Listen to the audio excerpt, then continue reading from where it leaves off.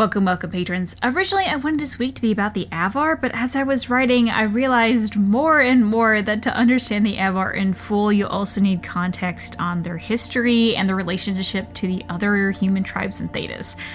So a slight change in schedule, but let's take a moment here to quickly go over each of the human tribes in Thetis, so that's easier to understand when I talk about them in full later. Note that what I'm focusing on here is mainly the history on how the human tribes interacted with each other, not so much what each tribe was like. So without further ado, here we go.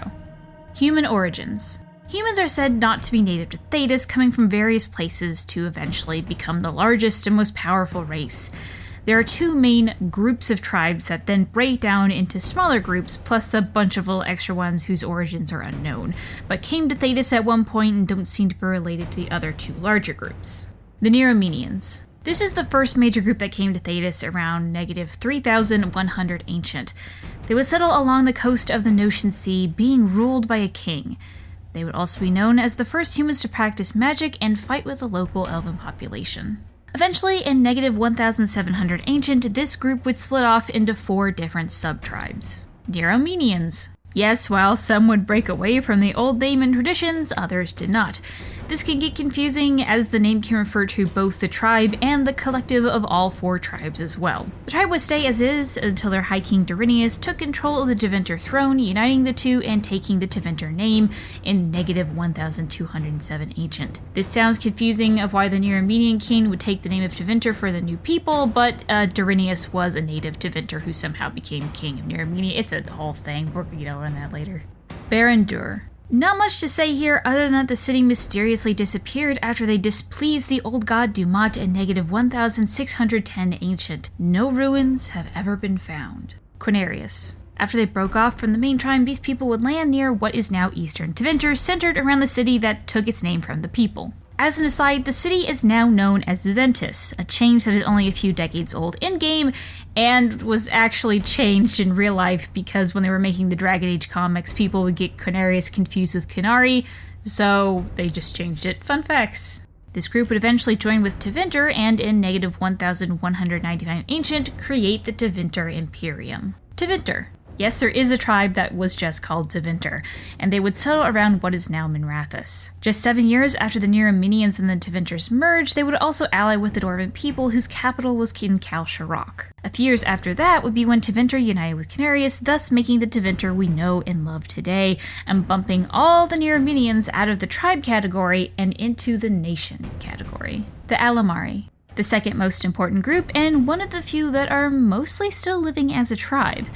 It's said that they need to flee their original homeland in the west because their land was plagued by a shadow goddess, although some scholars believe it to be a natural disaster. So, in negative 2415 ancient, the Alamari would settle in Ferelden around Lake Calenhad.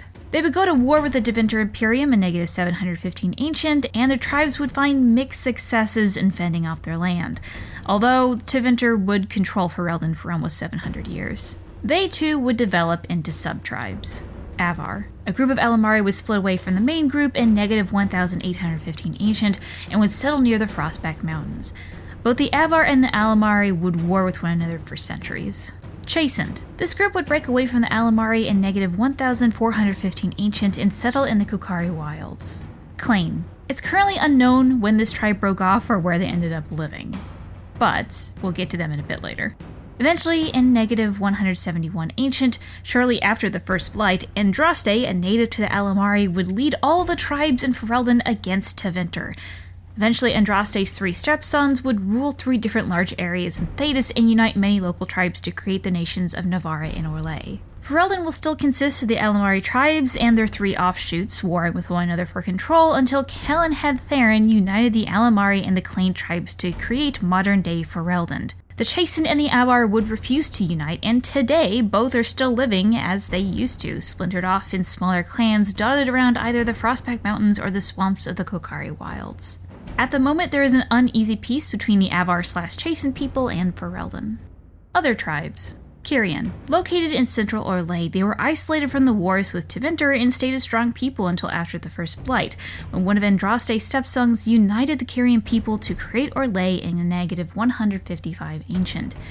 It's said that their culture has completely disappeared from modern Orlais. Ingrish, once a very large tribe living in northern Orlais, wars with the Neromedians would destroy them, leaving only small fragments of the tribe to wander Orlais. Their survivors would eventually be taken in by the Kyrian or the Palasine people. Palasine, I think. I'm not quite sure how to pronounce this.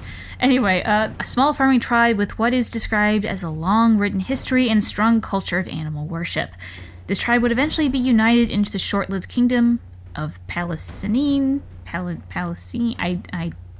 don't know how to do this. I don't know. Anyway, that would eventually dissolve and become Navarra. Their ancestors will also make up what is mostly Navarra and part of the Free Marches. Orth. While this tribe is mainly described in the DA RPG tabletop set, the name Orth used to be the name for the people of the Anderfels, but now refers to a group of people who live in the Wandering Hills and practice facial scarification. Yothandi. This one I'm not sure if I should even put in here, as I can only find it on the DA wiki, and it sources an old guidebook for Dragon Age Origins that I don't have a copy of, so I can't confirm. And even then, it was written like almost a decade ago, and who knows if it's canon still.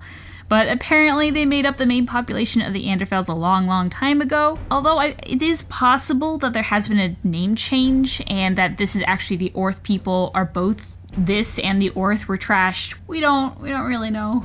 And that, dear patrons, is just the very basics of the human tribes in Thedas. I am going to be going over all of the tribes for the most part. Like the Yothandi isn't going to get a whole video. I don't think I can say anything about that. But that's going to just be coming later in the next upcoming months. If you still have lingering questions, proof that I'm wrong, comments about your own fan theory, feel free to tweet me at @Gildathon on Twitter, or send a PM to Zagillinon on Reddit. Dursherall. Man, I've been doing this how many times did I mess that up? Fuck.